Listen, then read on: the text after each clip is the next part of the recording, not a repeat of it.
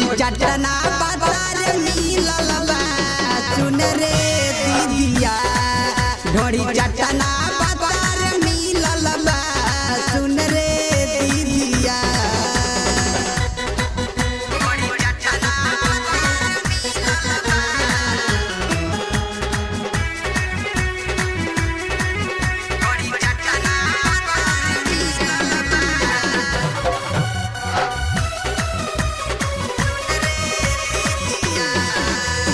लबर लबर के उ भीतरी बोलावे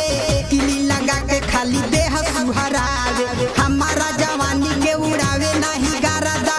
मौका मिलल बाटे सखी हो मारादा लबर लबर के उ भीतरी बोलावे किली लगा के खाली देह सुहरावे हमारा जवानी के उड़ावे नहीं गारदा मौका मिलल बाटे सखी हो मारादा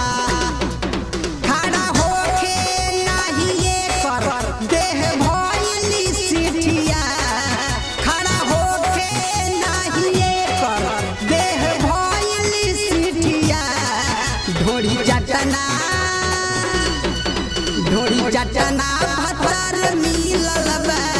सुन रे दीदिया ढोरी चटना बाजार मिलल बा सुन रे दीदिया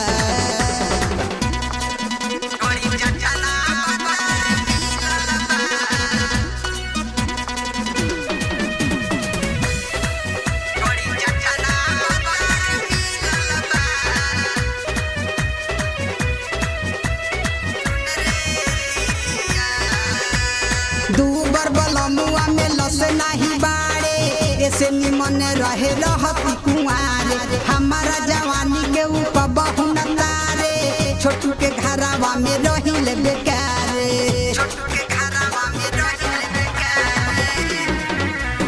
दूबर बलमुआ में लस नहीं बाड़े